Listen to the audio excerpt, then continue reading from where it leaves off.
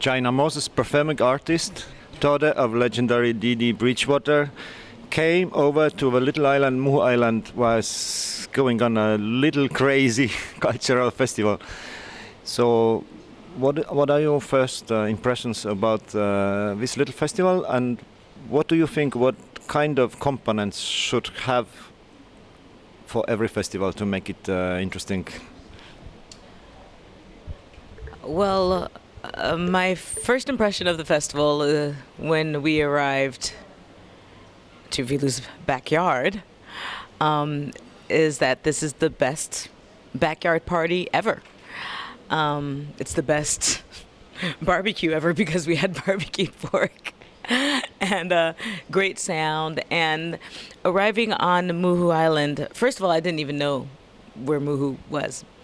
I knew where Estonia was, but I didn't even notice that there were islands. So arriving to Muhu and then arriving to the festival is kind of like arriving. Do you remember that TV show Fantasy Island? So basically, this festival is it's a fantasy. It's a own personal Estonian Woodstock, where everybody gets along. The food's great, sound is good, and it's in somebody's backyard, which is the craziest thing about it. Thank you. What do you think about the future of music record business? Is that going to be dead out, or is the formats going to be changed? What is your vision? Because it has been changed from vinyl, from tape recordings, from vinyl records to MP3s to SoundCloud and like this. What do you think about the future? What is your next 10 albums, how they are recorded and how they are shared? Well, my next 10 albums, well, first of all, I hope I do them, the next 10 albums. The future of music is global and it will be shared. The future of making a living as a musician might get harder, and the fact that CD sales are down and that people still do collect vinyls and the object, there will always be collectioners. So the object, the human being is a collectioner. You know, we're like pack rats. So I don't think the object of a CD or vinyl will ever really disappear. But I think live music will have a bigger importance. It already does. And the proof is in the numbers. CD sales are down, music festivals are up. There are more music festivals in the world than ever. And more these festivals are becoming a new model for the future of music. Before, it used to be important for an artist in soul jazz, it used to be important what label you were signed to. Now that doesn't make any difference. It doesn't matter anymore. You can be on a tiny label. You can distribute yourself, be on Bandcamp. You can even just be streaming and giving your music away for free. But now what's important is having booking agents. Booking agents have become the new labels, and festivals have become the ones that are actually fully sustaining live music culture. And now we're seeing all these big festivals become like super festivals. You know, when you have like a rock festival like Rock am Ring, it's a super festival. Montreux has become a super festival. Montreal Jazz has become a super festival. Even, you know, it doesn't even matter what music is supposed to be played at a festival. You can find everything now at every festival, from pop to rock to jazz. Well, rock festivals keep the jazz out, but the jazz festivals are letting the rock in. So the jazz festivals have become the quote unquote the jazz festivals. Jazz, soul, funk based festivals have become the new alternative festivals. electronica festivals and rock festivals and pop festivals are huge. Now you have jazz festivals that are starting to get just as big.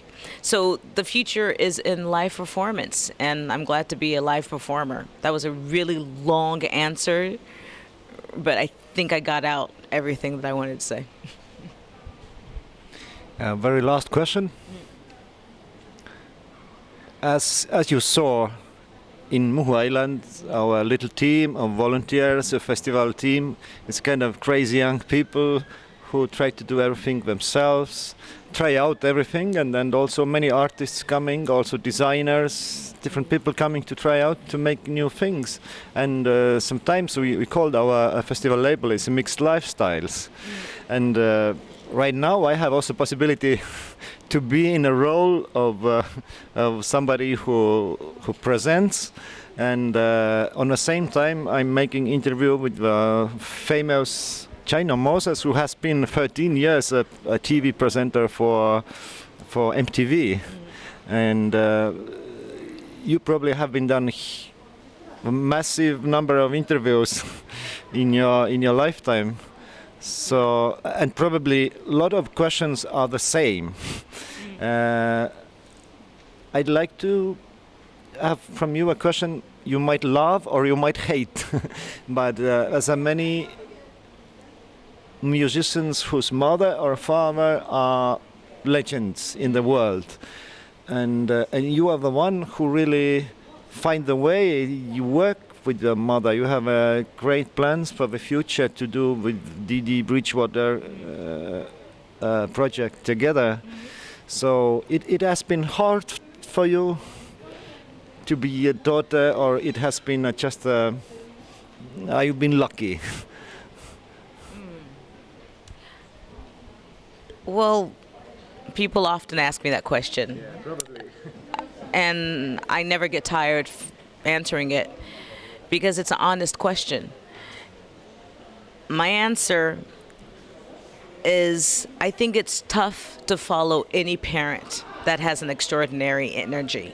Your parent could be a doctor or the local baker, but if they have an abnormal amount of personality, it's always hard to follow in your parents' footsteps, because you as a child look up to this person, and if your parent happens to be a little bit over the top and extraordinary, well, it kind of can be off-putting. I've been lucky that both my mom and my father, who's now he passed away when I was 15. My father was a film director.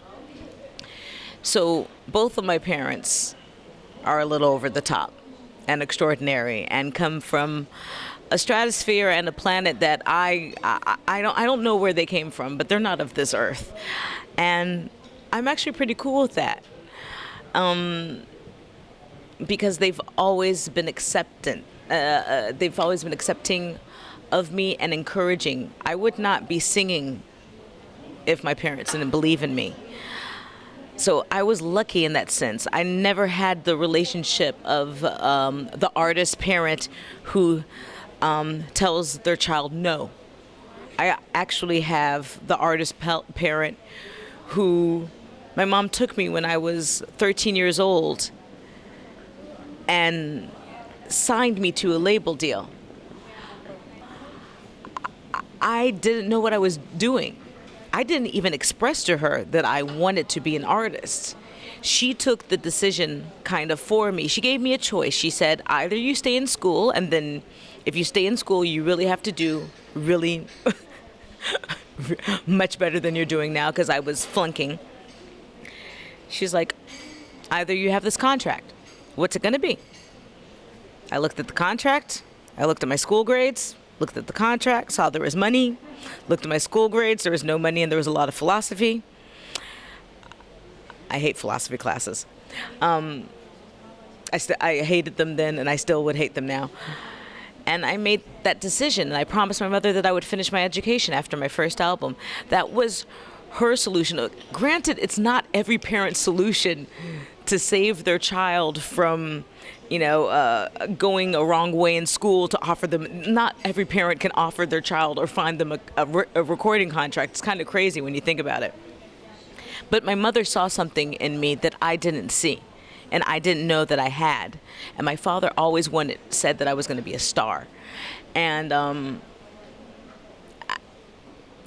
I found out actually much later in life. I found out when I was about 21, 22, that music was actually my life. Up until then, I was just kind of, hey, I'm here. Hey, I'm living in Stockholm for 6 months. I'm working with Michelle Indigocillo and Bob Power and you know, having videos done by Jean-Baptiste Mondino. Hey, this is cool.